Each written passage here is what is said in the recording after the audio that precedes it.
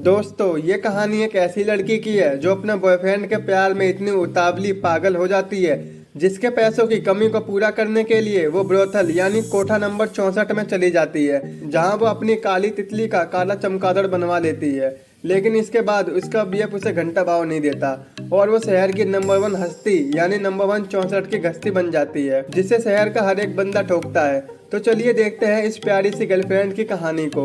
और हाँ, एक लाइक कमेंट सब्सक्राइब कर दिया करो यार। मूवी की शुरुआत नीमो नाम की एक लड़की के साथ होती है जो आज उछल उछल कर और मटक मटक के अपने बॉयफ्रेंड नुन्नू से मिलने जा रही होती है। वो सोचती है आज मेरा नुन्नू मुझे पटक पटक के पेलेगा, लेकिन नुन्नू की बात सुनकर नीमो की फटके चार हो जाती है। नुन्नू नीमो से कहता है तुम्हें मेरी जरूरतों को पूरा करने के लिए कोठे में जाना होगा, जिसे सुनकर नीमो कहती है मुझे बहुत डर लग रहा है। लेकिन नुन्नू बोलता है सिर्फ 15 दिन की तो बात है, इसके बाद हम दोनों शादी कर लेंगे और खुशी खुशी साथ रहेंगे। दोस्तों नीमो नुन्नू से इतना प्यार करती है कि वो उसके लिए कोठे में क्या कहीं भी जा सकती थी।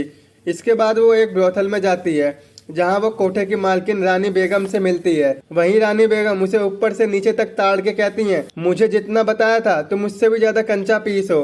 लेकिन नीमो कहती है आप मेरे फिगर को नजर मत लगाओ, मुझे यहाँ के बारे में कुछ नहीं पता। तो रानी बेगम कहती हैं बेटा कोठे का एक दिन का स्वाद बाहर की दुनिया के 10 साल के इक्वल होता है और धीरे धीरे तुम सबका स्वाद लेना सीख जाओगी। अब यही तुम्हारी जिंदगी है और यही दुनिया है। इसके बाद रानी बेगम नीमो को उसका कमरा दिखाती है और कहती है तुम्हें एक प्राइवेट रूम भी दिया जाएगा जहाँ तुम क्लाइंट से अपनी तितली का काला भूत बनवाओगी और जितनी भी कमाई होगी उसका 50% हिस्सा मुझे मिलेगा। इसके बाद रानी बेगम नीमो को कोठे की हस्तियों यानी नंबर 1 हस्तियों से मिलवाती हैं, जहाँ एक लड़की नीमो से पूछती है कि तुम्हारा पिम्प कौन है, लेकिन नीमो को कुछ समझ नहीं आता। इसके बाद रानी बेगम नीमो से कहती है तुम्हें अपने फिगर को टाइट और दमदार रखना है जिससे ज़्यादा क्लाइंट तुम्हें ढो सकें, और वो उसे डॉक्टर के पास ले जाती है।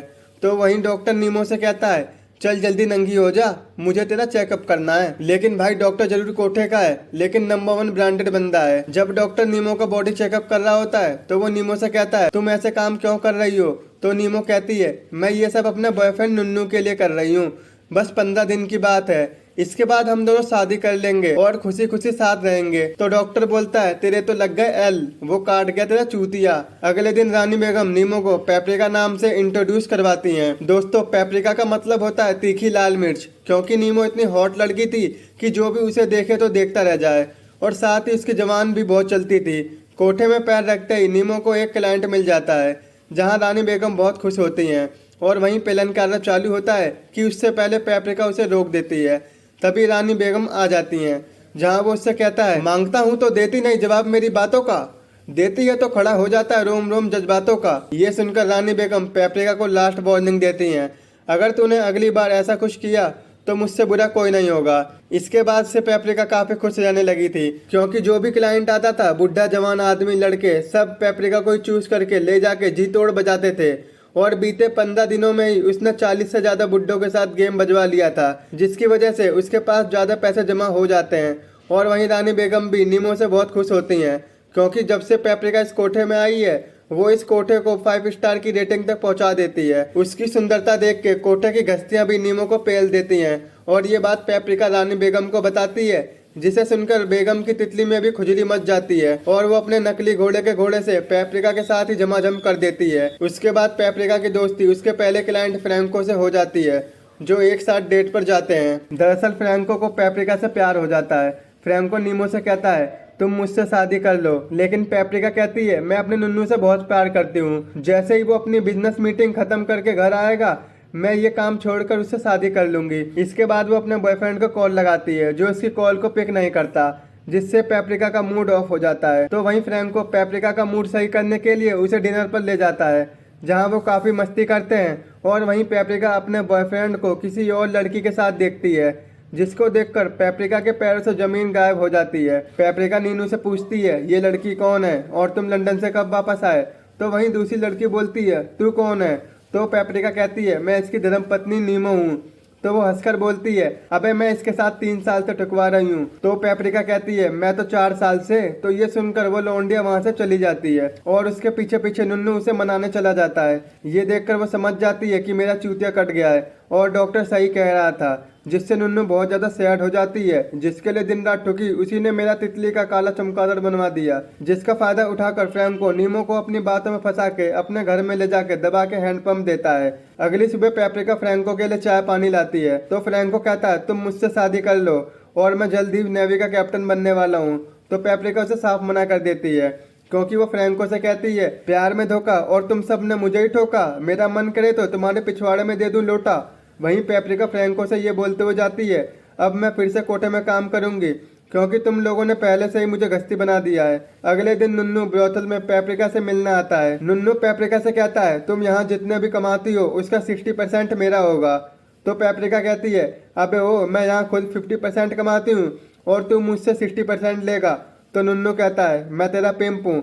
दोस्तों पिम्प का मतलब होता है दलाल। नुन्नू पेपरिका से कहता है तुम्हें मुझे 60% पैसा देना ही होगा। तो अब यहाँ पर पेपरिका को पिम्प का मतलब पता चलता है। दोस्तों मैं आपको बता दूं कि नुन्नू एक घटिया और हरामी टाइप का लौंडा है जो शरीफ लड़कियों को अपने जाल में फंसा के ब्रोथल में पैसों के लिए काम करवाता है। वहीं पेपरिका नुन्नू से काफी डर जाती है। वो ये बात रानी बेगम को भी बताती है जहाँ वो कहती है मैं तुम्हारी पूरी हेल्प करूंगी, तू टेंशन मत ले। अगले दिन उसी कोठे में एक पिम्प आता है जो एक लड़की को खूब मारता है क्योंकि उसने पैसे देने से मना कर दिया था। ये देखकर पेपरिका काफी डर जाती है। वो डिसाइड करती है वो इस कोठे को छोड़कर कहीं दूर चली जाएगी और एक अच्छी सी जॉब करेगी। अगले दिन पेपरिका अपने मिशन पर निकल जाती है जहां उसकी मुलाकात उसी पिंप से होती है जिसने कोठे में उस लड़की को मारा था। वहीं वो पेपरिका को पहचान लेता है और वो उसे दबा के हैंडपंप देता है। इसके बाद वो कहता है मैं तुम्हें एक एक्टर्स की जॉब दिलवा सकता हूँ, लेकिन पेपरिका उसे मना करके गोली हो जाती है। इसके बाद वो अपने ऊंचे ऊंचे पर्वत को लेकर एक बार टेंडर के पास जाती है, लेकिन वो उसे जॉब पर नहीं रखता क्योंकि उस पिंप ने पहले ही पेपरिका को जॉब देने से मना कर दिया था क्योंकि वो पिंप पेपरिका से अपना कमीशन बनाना चाहता था। लेकिन इसके बाद पेपरिका के पास कोई रास्ता नहीं होता। वो उस पिंप के बहकावे में आके एक बड़े कोठे में काम करने लगती है और उस पिंप के जाल में फंस जाती है। पेपरिका एक बड़े शहर के ब्रोथल में काम कर रही थी जहाँ उससे जवान आदमी कम बुढ़े आदमी ज्यादा से ज्यादा पिलमपाली कर रहे थे, जिससे उसे पिछले कोठे से 10 गुना ज्यादा पैसे मिल रहे थे और पेपरिका बहुत खुश थी। लेकिन एक दिन अचानक से उसी ब्रोथल में काम करने वाली एक लड़की भगवान को प्यारी हो जाती है। ये देखकर पेपरिका की फटके चार हो जाती है। वो सोचती है ये काम कर करके एक दिन वो भी भगवान को प्यारी ना हो जाए। लेकिन एक बुढ़ा क्लाइंट पेपरिका को समझाता है कि ऐसा कुछ नहीं होगा, तो आजा रानी दे दे अपना पानी, मुझे कर दे भंड, दे दूं मैं तुझे अपना हैंडपंप। एक दिन पेपरिका को वहीं पर फ्रैंको मिलता है जिसे देखकर उसके मन में लड्डू फूटने लगते हैं और उनसे रहा नहीं जाता और जी तोड़ ठुकाई हो जाती है। वहीं फ्रैंको पेपरिका से कहता है मुझे एक बोट लेनी है जिसके लिए मुझे पैसों की नीड है। तो वहीं पेपरिका फ्रैंको को थोड़े पैसे देती है। तो फ्रैंको कहता है मैं तुम्हें ये जल्दी लौटा दूंगा और हम दोनों जल्दी शादी करेंगे। इसके बाद हम देखते हैं कि पेपरिका जिस कोठे में काम करती थी वो बैन हो जाता है। इसके बाद पेपरिका फिर से शहर के एक नए कोठे में एंट्री लेती है जहाँ उसकी ओनर उसे रख लेती है। तभी पेपरिका को पता लगता है कि फ्रैंको की बोट पुलिस ने पकड़ ली है, जिसे सुनकर वो बहुत सैड हो जाती है। एक दिन उसी ब्रोथल में एक सरकारी बाबू आता है क्योंकि उसे पता लग गया था कि धीरे धीरे सारे कोठे बैन हो जाएंगे और मेरे ये निठल्ले लौंड निठल्ले ही रह जाएंगे। इसलिए वो अपने बेटे के बर्थडे पर उनका निठल्लापन दूर करने के लिए कोठे में लाता है जहां उसका लड़का सभी लड़कियों में से पेपरिका को ही चूज करता है। वहीं उस सरकारी बाबू को भी पेपरिका रास आ गई थी। वो एक दिन पेपरिका को अपने बर्थडे पर बुलाता है और अपनी 20 साल की हवस वाली प्यास बुझा लेता है और इस बुड्ढे को मजा आ जाता है, जिससे खुश होकर वो सबके सामने पेपरिका को शादी के लिए प्रपोज कर देता है और फाइनली वो शादी कर लेते हैं। लेकिन बुड्ढे ने ज्यादा ही जवानी का जोश दिखा दिया था जिससे वो भगवान को प्यारा हो जाता है और अब उसकी सारी प्रॉपर्टी की मालकिन पेपरिका बन जाती है। इतने सारे पैसे होने पर पेपरिका फ्रैंको को एक नई बोट दिलवा देती है। अब वो दोनों खुशी खुशी साथ रहने लगते हैं और यही मूवी का एंड हो जाता है। दोस्तों इस मूवी का नाम है पेपरिका, जो कि साल 1991 में रिलीज की गई थी, जिसे IMDb पर 5.6 की रेटिंग मिली है आउट ऑफ 10 में से। आई होप आपको मेरा एक्सप्लेन पसंद आया होगा। तो दोस्तों अभी तक आपने हमारे फेसबुक पेज को फॉलो नहीं किया है तो फॉलो कर लीजिए यार, लिंक डिस्क्रिप्शन में मिल जाएगा। और मेरे जिस भी भाई को मुझसे बात करनी हो तो मुझे इंस्टाग्राम पे फॉलो करके मैसेज कर लो। तो कैसा लगा मेरा एक्सप्लेन? अगर मेरे भाइयों और बहनों को मेरा एक्सप्लेन पसंद आया हो तो आज ही मेरे चैनल को सब्सक्राइब, वीडियो को लाइक और शेयर जरूर करो। तो मिलते हैं आपसे ऐसी नेक्स्ट वीडियो में।